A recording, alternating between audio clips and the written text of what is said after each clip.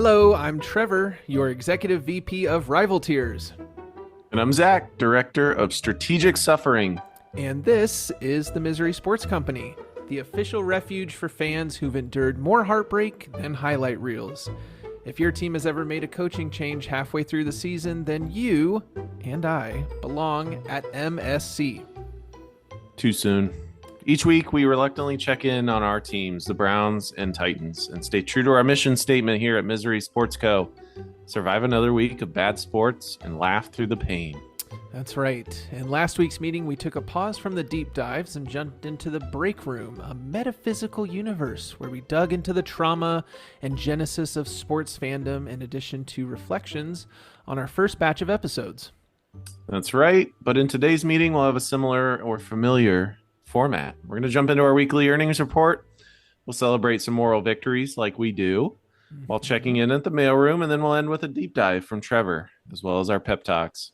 But before we dive in, we've got to thank our loyal sponsors, the only ones willing to stick with us through all the losing seasons and emotional damage.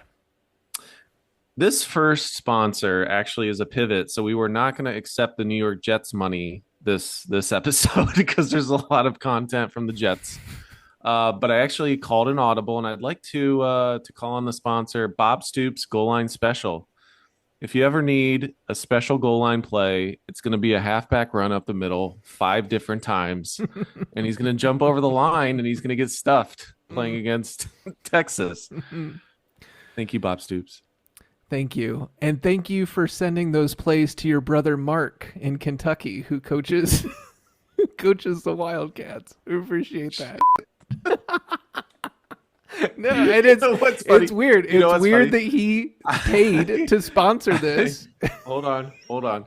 If you type in Kentucky Bob Stoops, it says it refers to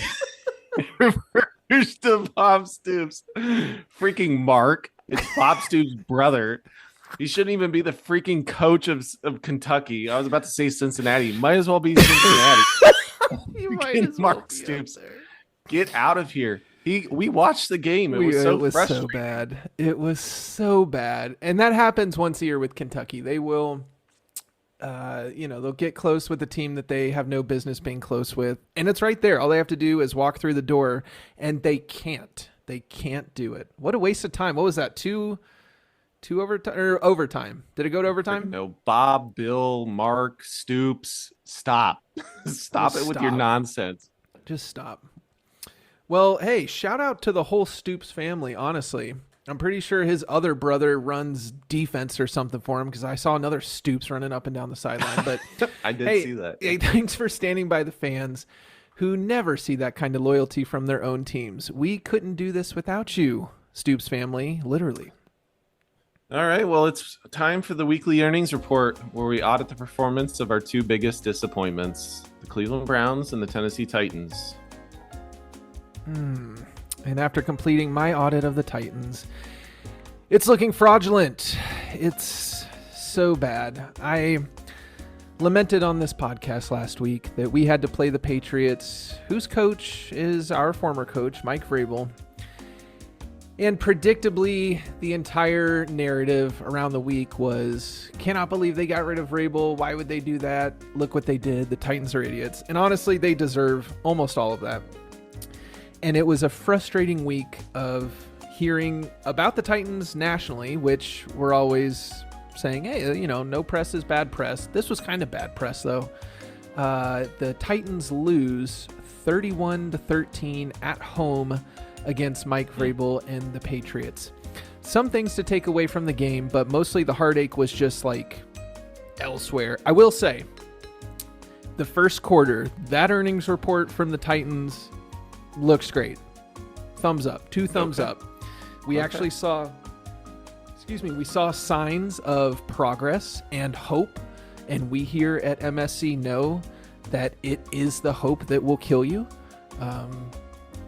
But you got to have it, or else you're not invested at all. You can't there's no misery without hope. There's just, I don't know how else to describe that. And I got hope on Sunday with Cam Ward and some of the other youngsters. So the Titans went up 10-3 in this game. Field goal on the first drive, super positive. Held the Patriots to a field goal on their first drive, and honestly, for this defense, super positive. Like, we'll take it. We scored a touchdown on our second possession, so we're up 10-3.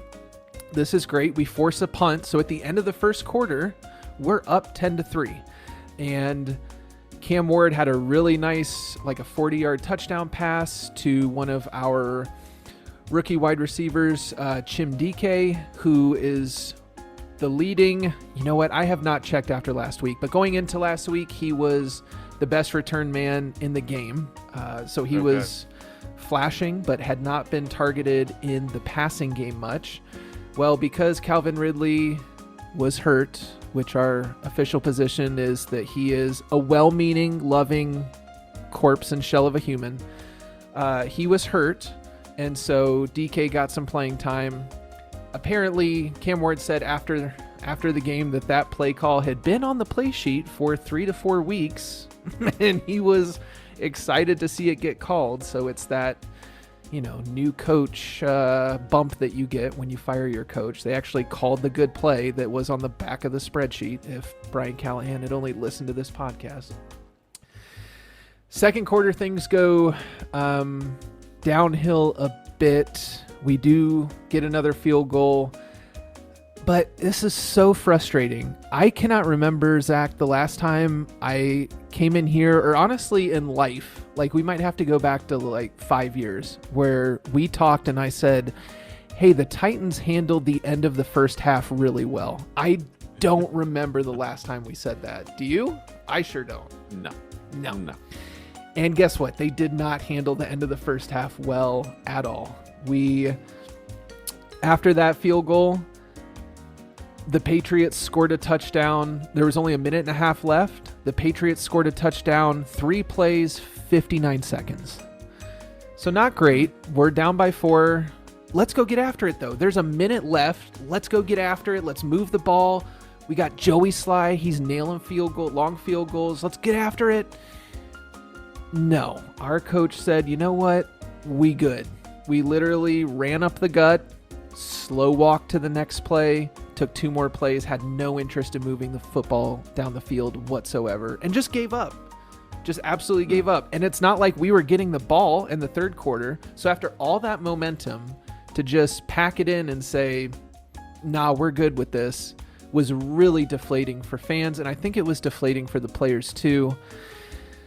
The second half, no bueno. Cam Ward has small hands. Did you know that? No, I didn't. I knew Kenny Pickett had small hands. Yeah, well, put Cam Ward in that club.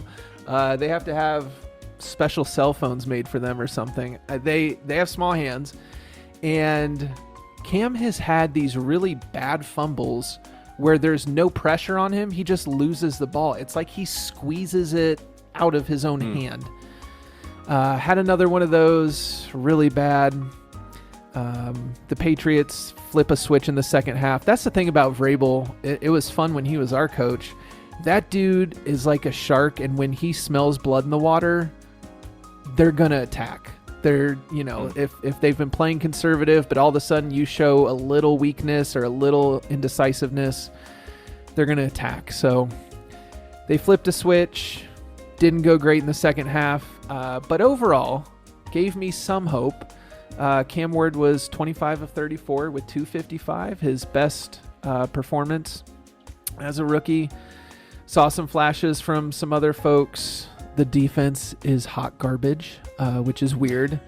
Another thing why it flipped was our best defensive player, Big Jeff Simmons, in the middle. He got hurt.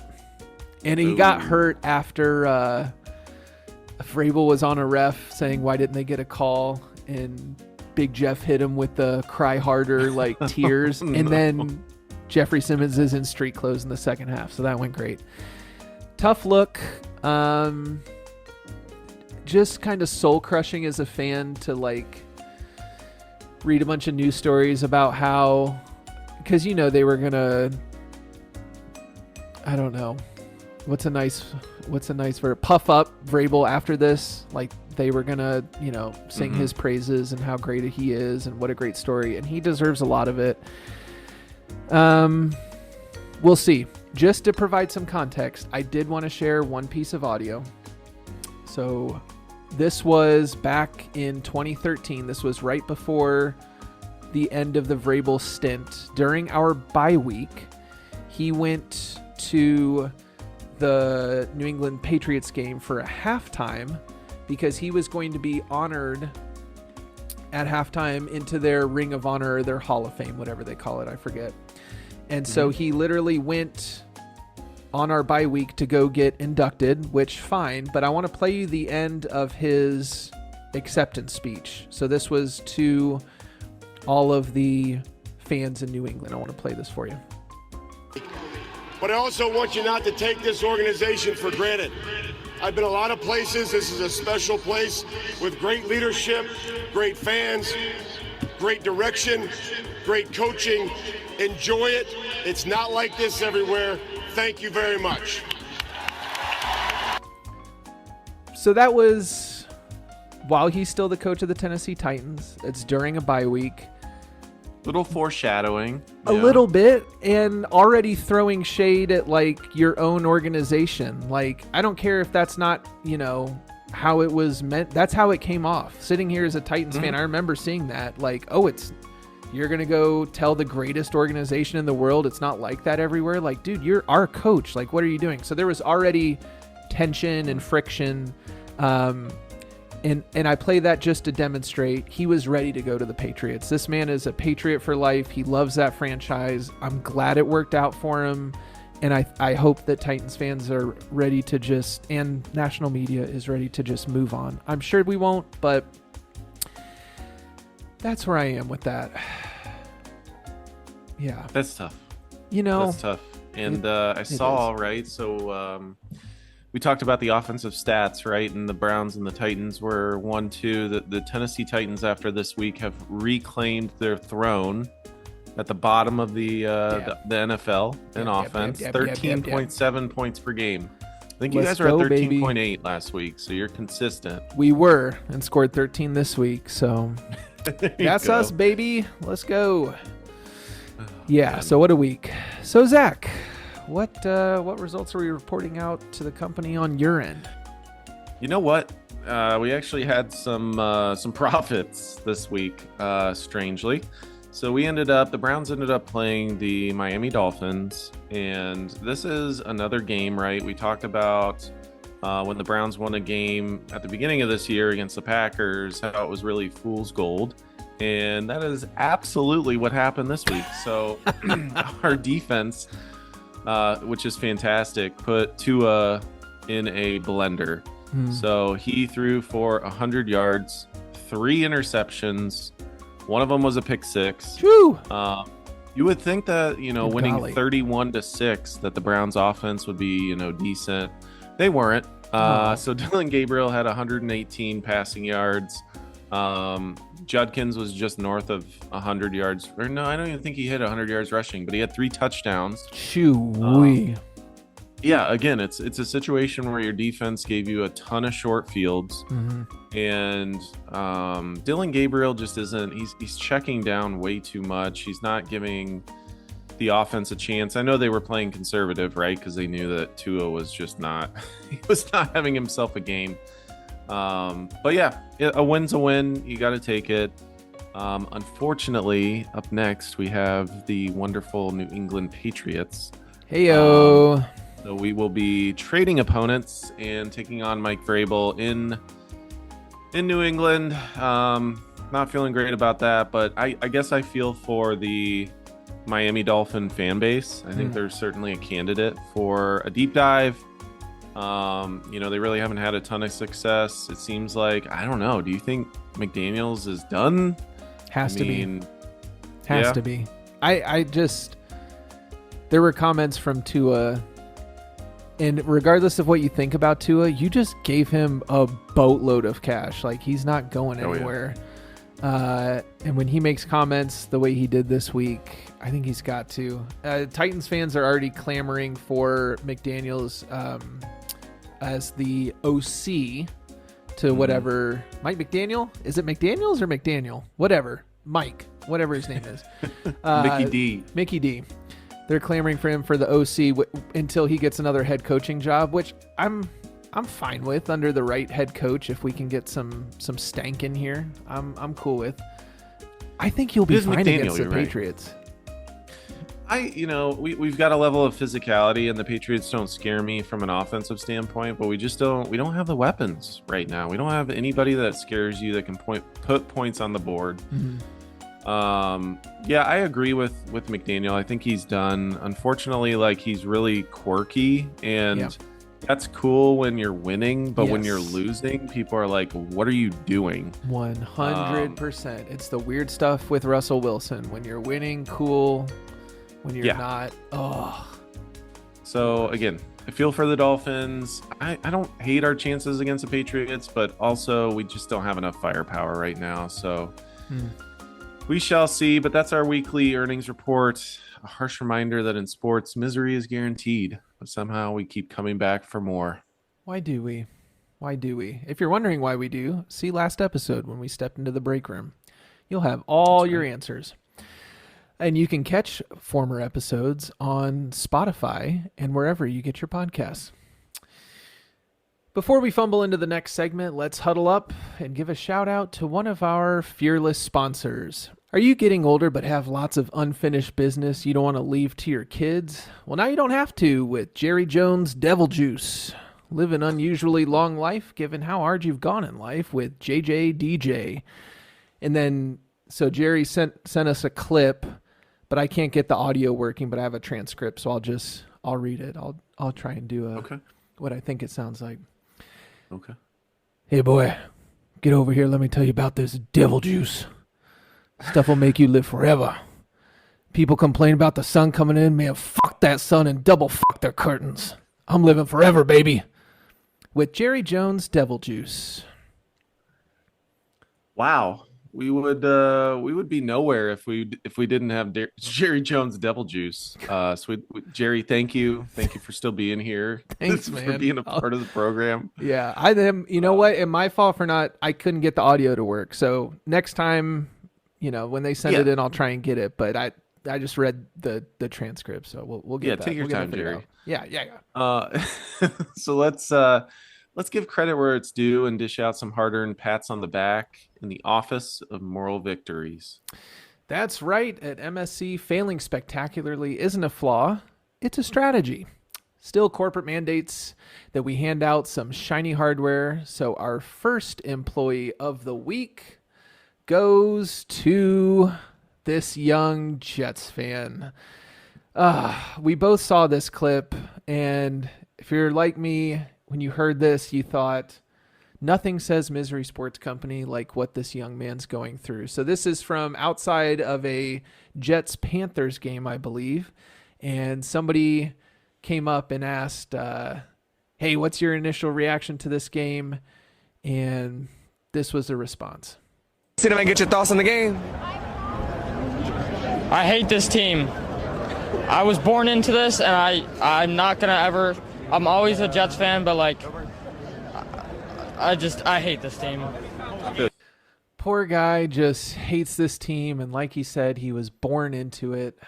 He didn't choose this for himself. He was born into it. He's always going to love this team, but man, does he hate this team. And gosh, I felt that in my soul. I completely agree with you. That's like me 20 years ago. You're just like, you're getting into your fandom. You're looking forward to the year, and then all of a sudden, Justin Fields is just throwing hand grenades. We'll get to the ownership team just completely crumbling at this point. Your head coach looks just confused at this point.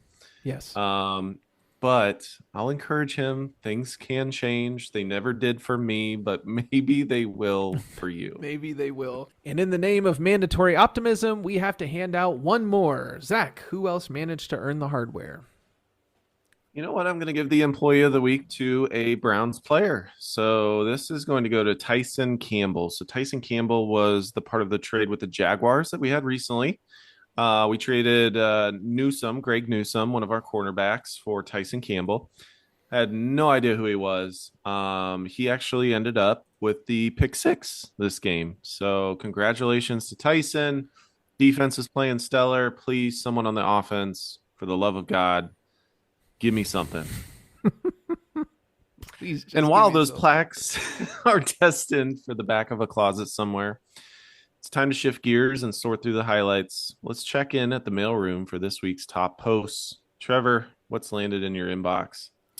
My entry from the mailroom this week actually comes from the post game of the Jacksonville Jaguars and the San Francisco 49ers. It is audio that I can't share with you because it actually doesn't pick it up, but there was an unedited version of this. And so just a shout out to Nick Wagoner, who is an ESPN reporter for the 49ers, for actually getting us this gold. And in this, the players and coaches are on the field. This is after the game. Everybody's shaking hands. In this unedited version of this video, 49ers defensive coordinator Robert Saleh to Jaguars head coach Liam Cohen after Cohen tells him to keep my name out of your fucking mouth. Robert Saleh says to him, "I'll fuck your world up. You don't want to fuck with me. I will fucking end your fucking life." And I just thought, that's so great. And we have so many of these conversations that happen every game that we never get to know about. I mean, this happens all the time. And so a huge shout out to Nick for actually finding the unedited version of this and letting us know what happened. Maybe he was close by on the field and got to actually listen to it, but I thought that was so great. Wouldn't you pay extra for like unedited audio down on the field, like during games and stuff? Oh, for sure. That's like a Tropic Thunder quote. Like that's something that Tom Cruise would would be yelling in his fat suit with his bald hair. Telling him to bend over and do stuff to his own face. Yeah. That is the same energy. So congrats. That is my tweet of the week. A digital work of art in the gallery of misery. How about you, Zach? All right, so my submission is from the New York Jets. It's actually Ari Merov again. He has shown up in the Twitter sphere. It's something that I'd like to share. It's a video. So there's some audio here from the Jets owner, Woody Johnson, that I'd like to share. So here we go. What's your confidence level in Aaron to turn it around? Well, it looks like he's turning around parts of it. You know, it's hard when you have a quarterback with, with a rating that we've got. You know, I mean, he has the ability, but something just is not jiving. But if you look at any head coach with a quarterback like that, you're going to see similar results if you go across the league. Excuse me, sir. That is your starting quarterback. You can't say this dude sucks. Look at his ratings. Of course, the coach is going to struggle. Bro, what? Oh, like, my gosh. He wants to be Jerry Jones so bad. I know. And Jerry doesn't have PR, right? He just he's the whole show. No, Woody, come on, man. Oh, do boy. better. Just do better. I mean, you can't talk to the press like that.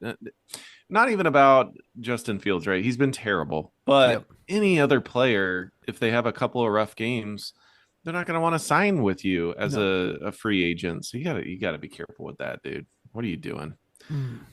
So beautifully tragic, utterly hopeless, and exactly the fuel that MSC thrives on. Congrats to this week's honorees. Your rewards are en route somewhere near our team's long lost playoff dreams. And now a quick tip of the cap to our next sponsor, keeping the lights on while we celebrate the misery. I will not screw up a coach's name for this sponsorship. We would like to thank the Saints fourth quarter Fizzle energy drinks, the only energy drink that guarantees you'll crash before the final whistle. Perfect for fans who like their offense strong in the first half and invisible when it counts. I wish they would not send over cartons of Quick Fizzle to the Titans because we're just chugging that stuff. Not great. Not great. Not great. But thank you to the Saints and the Saints fans. Hang in there. You're part of Misery Sports Co. Visit our website, www.miserysportsco.com. Go ahead and visit our Spotify website as well, or Apple Podcasts. But now it is time for our deep dive. We're plunging into head first into the trials, tears, and occasional triumphs of a long-suffering fan base. What do you got for us today, Trevor? I want to take you back to 2002. Young Trevor is in 8th grade, going to a new middle school. His mom took him to Marshall's to get some new school clothes, and on the rack he saw a sweet ass jersey that had amazing colors. The logo was cool, and on the back said Taylor, and he thought, you know what, time to make this jersey a small part of my personality. Was not a good choice, but darn it, if he didn't love that and wore it with the same black athletic shorts that had a yellow stripe down it because it matched their mascot. I am, of course, talking about the great Fred Taylor, who, of course, played for the Jacksonville Jaguars. So we are staying in the NFL today and talking about the Titans' AFC South division neighbors, the Jacksonville Jaguars. Thus, the very fun tie-in with Liam Cohen and Robert Saleh telling him that he would end his effing life. The Jaguars have been around for exactly 30 years. They were granted an expansion team in a pretty surprising manner because Jacksonville is not that big of a city. You think about all of the expansion teams that we've had. It was very surprising that we were getting another Florida team. But they were granted this in 94 and got an expansion team in 95. Zach, what are some of the things that come to mind when I mention the Jacksonville Jaguars? Ooh, all right. So from a player perspective, Mark Brunell, lefty. Oh yeah. I do remember Fred Taylor around the same time. And I have some really dark memories of the Jacksonville Jaguars. Bottlegate. So if you've ever heard of Bottlegate, it was with the Jacksonville Jaguars. They long story short, they reviewed a play they never should have. Jacksonville beat us, the Cleveland Browns, and really we were pretty close to the playoffs, and our fans tossed not plastic bottles. At the time they were glass bottles at the referees. There was malice in those throws. But that's my Jacksonville Jaguars memory. What a fun time with the Jacksonville Jags. I think they are a franchise squarely in the kind of misery that we talk about at MSC. I really do. They have tasted brief stints of success. And unlike the last time I did a deep dive where we talked about the Mariners, also, I'm sorry, Mariners. What a run, though. Did you see Game 7 at all? I did. It was an awesome game. It was so great. It was an awesome game. That Springer home run was really cool. I felt so bad for the Mariners. And it was cool that it happened in Toronto and stuff. But shout out on a great season. I hope that core stays together and you all climb the mountain soon. But unlike the Mariners, who struggled to get going, they didn't taste the playoffs for years. The Jaguars found success basically immediately. So they hired Tom Coughlin, who would later win Super Bowls with the New York Giants. They hired him from Boston College. He had been a really successful college coach. Hired him to be the first coach of the Jaguars, and they found success almost immediately. So their first season in 95, which 95, I would have guessed before I started looking into this, I would have guessed that this franchise started in 2000. Like those early or those late 90 teams for me are kind of a blur, but they were incredible for this franchise. So their first season in 95, they go 4-12, finish at the bottom of the division. They have Mark Brunell settling into it, but the very next season they go 9-7, they make the playoffs, and then they surprise they rattle off 2 wins. So they rattle off a win over the Bills and the Broncos, both on the road, to get to the AFC Championship game. And this is from a 9-7 team. So really surprising. They eventually lose to the Patriots, who I think that year lose to the Packers in the Super Bowl, but they lose in the AFC Championship game to the Patriots. But then they go on to make the playoffs for 3 more years. And in 99, they get all the way to the conference championship again. Now, did Trevor pick this team just so he could mention the 99 season with the Jaguars? Maybe. I promise you that was not the only reason I picked them, because I do think they fit really nicely into kind of what we're talking about. But to recap, and Zach, you know this is like my favorite thing to talk about, and I think it is for all Titans fans. The 99 season, the Jacksonville Jaguars lose 2 games in the regular season. Both are to the Tennessee Titans. They go 14-2. They go to the AFC Championship game where they see the Tennessee Titans. They then lose in that game, and I don't think it was close. It was not. It was 33-14, and the Titans go on to the Super Bowl where we come up a yard short, which is still too soon to talk about that, so we're not. But really, like, high hopes for those first 5 years. You made the playoffs 4 times. You made it to 2 AFC Championship games. So when it comes to expansion teams in the NFL, like, this is by far the most successful, the quickest. Like, this just usually doesn't happen. So really high hopes. They then missed the playoffs every year from 2000 to 2004. In 2004, they finished 9-7, but they are second in their division, and they don't get a wild card spot. Now, this is with Jack Del Rio. So Tom Coughlin lasted through the 2002 season and was not retained. So we've then switched to Jack Del Rio, who is around for from 2003 until 2011. So we've switched then from Mark Burnell and now have Byron Leftwich. So we've still got Fred Taylor and their lead running back, Jimmy Smith.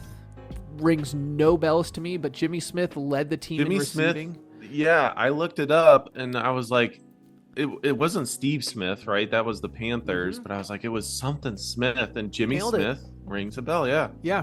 Every year he was their leading receiver from 1996 to 2005. So what a run. Just crazy stats.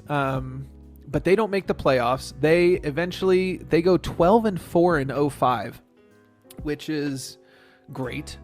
But then they lose in the wild card round. So even 12-4 doesn't get them a first round bye. It doesn't even win their division, because now you're competing against the Peyton Manning Colts. And let me tell you, it sucked to be in a division with Peyton Manning Colts. It just was a dark time. And I think this is also a perfect piece of MSC is when your team peaks, if you're peaking at the same time as a generational talent, it is soul crushing to just know, like, we are giving it everything we have, all the pieces are clicking into place, and still we cannot achieve because Tom Brady's here, because Peyton Manning is in our division. Like, it's soul crushing. It goes back to when, like, in 2019, when the Titans went on a run, everything clicked into place. And then in the AFC Championship game, Patrick Mahomes goes off and does his weird Patrick Mahomes stuff in a game we were up 10 points fairly late in the game. And it's just like, what else could we have done? Why? Yeah. And it's interesting, too, that you bring up divisions, because I thought about this while you were talking about the Jaguars and why I hated them so much. They were actually in the Browns division in the AFC Central, and so were the Titans. So It was the Titans, the Ravens, Steelers, Jaguars, Bengals, Browns. Until 2002, I think. So that was a while for us. Like, we were pretty sports conscious back then. It was a big division. Yeah, they were big. I don't know how you feel. I do know how you feel. I feel like our divisions are very unfair because you have the AFC North that has the Steelers and Ravens, and then the Bengals are sometimes really, really good. And it's like a cakewalk in the AFC South. Like I'm getting to a year where if the Titans had won their last game, we would have won our division at 8-9. Jeez. Yeah. This year is the only anomaly, right, in the AFC North where like Lamar Jackson's been injured, so the Ravens are terrible. The Bengals don't have Joe Burrow, and yet the Browns can't do anything with it. It doesn't matter if the division's good or bad. Historically, it's been good, and especially with the Central. I mean, there were a lot of good teams. Yeah. Back then. Yeah. Well, then that is a familiar feeling for Titans fans. Pretty much after Andrew Luck left, then the division's pretty much been wide open, and whoever wants to step up can take it, and still the Titans can't do it. But I want to take you, so we're in 07. So now we are in the end of the Fred Taylor era, moving into Maurice Jones-Drew, who great running back, Really super good fun to player. watch. Yeah. The Jaguars go 11-5 in 07, lose in the divisional round, and then do not make the playoffs again until 2017. So that is a 10-year stretch of no playoffs. And I fear that the Titans are entering a similar stretch. I cannot see a rebuild getting us back to the playoffs for a decade. I think it is going to take that long because of the poor quality of drafts. We are so far behind because our drafts have been so terrible that I really do think we're entering a stretch like this where it's going to be a decade before we see the playoffs. It's a long stretch. They make the playoffs in 2017 thanks to Blake Bortles. I skipped over Garrard, Gabbert, and Henne, and now we're at the Blake Bortles era. Yeah, so congrats to all those. Very similar, just like big and kind of accurate. Like, I don't know. You get what you get. So 2017 was a bit of a Blake Bortles fever dream, similar to the Kerry Collins fever dream that took the Titans to the playoffs. But Jacksonville has a very good defense. They had the NFL's best defense that year, earned the moniker Saxonville, which is hilarious. That's great.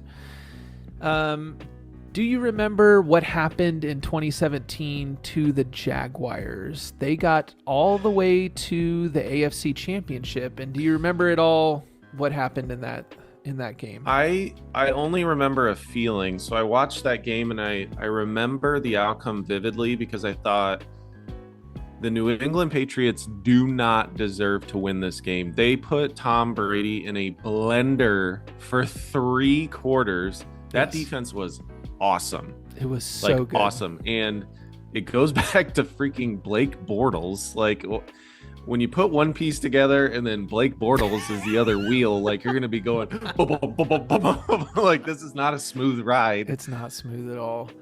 And honestly, I was watching some clips of that game today, and I think he did everything he could do. But like you said, like when the ceiling is Blake Bortles and it's more of a game manager, take care of it and we'll win you the game. Everything has to go right in that game for you to win. And almost everything did go right. So I remember sitting in my basement. I was putting together a trampoline for like our 2-year-old at the time. And I remember looking over in the fourth quarter and they're up by 10. They have the ball. And I was like, oh my gosh, the Jaguars are going to the freaking Super Bowl. Like, this is crazy.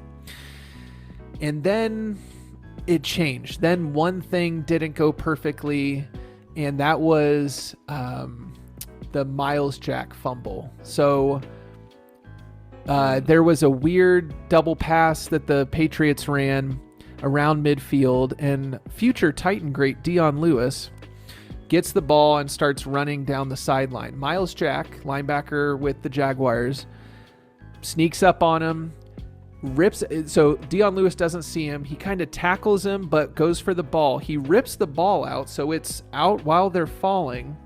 And he rolls over, gets the ball, and stands up by the sideline, ready to run back for a touchdown. Nobody's going to get to him. The refs blow it dead. He was not touched. Oof. And so they get the ball, but then Blake Bortles has to touch it. So they go from and how many games have we watched together where it's like, the defense better get us 14 today or we're not winning this football game? Countless. I mean, right. It's just like the Browns right now. It's like elite, but you're giving Tom Brady too many chances. You're giving him the ball over and over. And it's like, at some point the dam's going to break. Yes. And it did. So sadly, they don't score on that possession. They have to punt. Tom Brady comes down, scores a touchdown in the most backbreaking Patriots way, where every pass is good coverage. It's just the receiver makes a better catch. And so you're playing good defense, but it just feels like there's nothing you can do.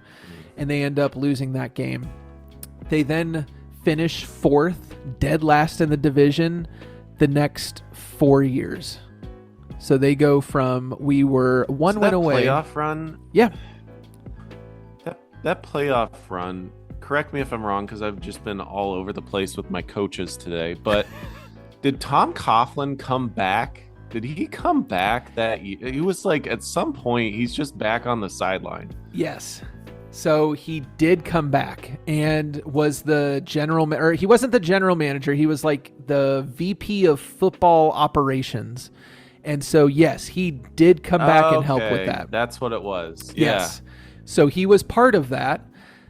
He gets an extension right after that until 2021. They're like, great job. This is great. And then they're booty cheeks for a few years. So this is the last thing I wanted to talk about too, because another piece of the MSC puzzle is front office incompetence, and it hurts. It just is painful to know that your team is not being run well.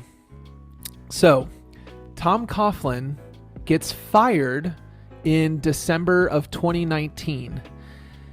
The owner, Shahid Khan, said that he was already planning on firing him, but he needed to expedite that because there was a grievance filed to the NFLPA by Dante Fowler, a linebacker with the Jaguars, who is then with the Cowboys. Fowler said that the Jaguars had improperly fined him $700,000 for not attending rehab and appointments in Jacksonville during the 2018 offseason. But the collective bargaining agreement defined that as optional. And the Jaguars were like, no, you're going to, you owe us all this money because you should have been doing it our way. So he files a grievance, wins the grievance, and the NFLPA comes out and makes a public statement warning free agents not to sign with the Jaguars because of Tom Coughlin's disregard for player rights. So you have the Players Association telling players, do not sign with Jacksonville. They don't care about your health or your rehab. They're going to force you into doing it. And if you don't, you're going to pay a bunch of money. That's crazy. Absolutely insane. So you got to sign free agents. So they said, Tom Coughlin, you got to go. So he gets fired again. And he went on to, I think, stay in football after that, but certainly not with the Jaguars. And the poor Jaguars, the only other trip that they've made since 2017 to the playoffs was in 2022 when the last game of the season came down to Titans versus Jaguars. And whoever wins gets to go to the playoffs. And wouldn't you know it, the Titans go up in that game. And it's looking good. Somehow Josh Dobbs is winning a game for us. And things are great. And then we're winning in the fourth quarter. It's under 3 minutes to go. Josh Dobbs comes back. He's hit. His hand is moving forward, but pinches the ball, gets dislodged. The ball goes downfield and they call it a fumble that's run back for a touchdown. They review it, and because it's the Titans, they don't overturn it. And the Jacksonville Jaguars, with a record of 9-8, win the division, and then end up losing in the first round, but played pretty competitively to the Kansas City Chiefs. So not only do we have just ineptitude, not only do we have heartbreak when you're playing your best, not only do we have front office incompetency and playoff droughts, but the Jacksonville Jaguars have a weakness against the Titans that is inexplicable. They're, for some reason, they just can't put it together when they need to against us. Derrick Henry's 99-yard touchdown run, guess who that came against? That's the Jacksonville Jaguars.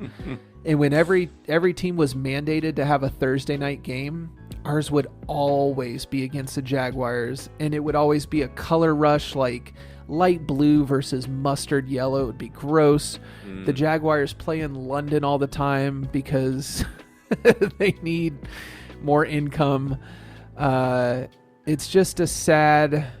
And I say this like as a loving brother who's been through this. It's just a sad, kind of miserable existence over there. And I don't hate Jaguar fans or the team. I just there's something almost nostalgic. You kind of hit on it when you talked about like buying, some clothing with it. Like back in the day, like Champion had all the, sports teams and stuff. Their old jerseys, like the teal jerseys, the black jerseys, like there was something just nostalgic about that. And they were good, like you said. They've taken some steps forward. We'll see what happens. It's all going to be about Trevor Lawrence, right? Yes. Is he the real deal? Is he just a dude that can only run a spread offense? So, 4-3 this year. We'll see. Yeah. They're part of Misery Sports Co., no doubt. No doubt about it. We'll see what happens. And that is your deep dive of the week. And if misery loves company, consider that therapy. But first, a quick word from our next and final sponsor. Misery Sports Co. is brought to you by Schrodinger's School of Kicking. With Schrodinger's School for Kicking, you don't have to wonder if your team's field goal is going to be good. It can be both good and not good all at once. Spoiler alert, though, it's no good. Schrodinger's Kickers. Shout out Schrodinger. It's a hard word. It's a It hard is. word to conceptualize. They paid a lot of money for me to say it correctly, too, because I'm not trying to mess that up. So shout out to them, showing that someone out there still believes in our chaos we bring at Misery Sports Co. Before we sign off, it's time for our pep talks, the weekly dose of optimism nobody asked for. At MSC, every meeting ends with a hint of hope. Wildly unrealistic, but we try anyways. My pep talk this week is going to go to New York Jets fans. They've had a rough week, a rough season. Their owner is clearly incompetent and just can't keep his mouth shut. His coach looks completely lost. Justin Fields, who I have a soft spot for, right, with our Buckeye fandom, has clearly been broken by going to both the Bears and Jets. Of course, he had a little bit of Steelers in between, but it is bad. Jets fans, hang in there. There is always a rebuild that can happen. We have both been in your shoes and are actually currently in your shoes. We're not far behind you. What's up? So you are welcome here at Misery Sports Co. Again, it takes 2-3 drafts. New York City is a nice place. We're not going to say that the team actually plays in New Jersey. It's in Jersey. you can live in New York. It's a great place. Taxes are super low. It's going to be okay. We're going to make it through this. We're going to make it through it. So that's my pep talk. Trevor, what do you got? Yeah, I feel for Jets fans. We're here for you along the way. Before I give my pep talk of the week, I wanted to give a quick shout out. Last week, I talked about our former offensive coordinator. The Titans' former defensive coordinator under Vrabel, his name was Shane Bowen.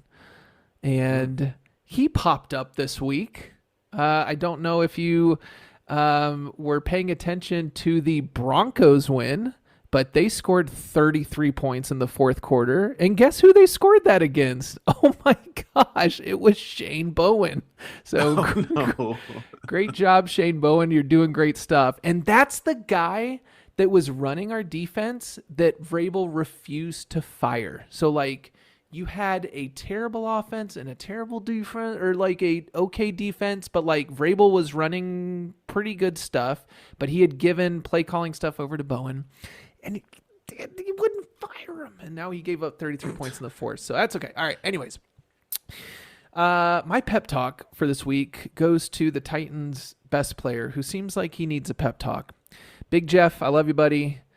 Big defensive tackle, Jeff Simmons. Man, I just want to say thank you and pump you up a little bit this week.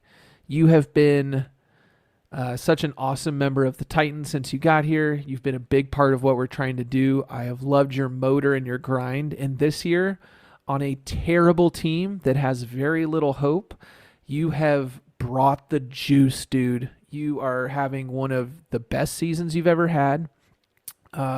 You're having probably the best season of any defensive tackle in the league this year. Mm-hmm. And your absence was felt. You could see the defense suffer when you're gone. And I know that you're hurt and going through it, buddy. Don't let that, don't let that bring you down. We need that juice when you're ready to come back. Please, for the love of everything, please don't go request a trade, because I can't see another good player traded off to another team like Kevin Byard, who now leads the league in interceptions. In Chicago. I can't see another Jarvis Brownlee, who we traded to the Jets earlier. Hey, Jets fans, you're welcome for your highest PFF graded defender for like 2 weeks in a row that you gave us nothing for. Like, I can't watch that happen again. So please, Jeff, we need you, buddy. Heal up. I love you. I love everything about you and what you bring to this team. Do what you got to do. Get better.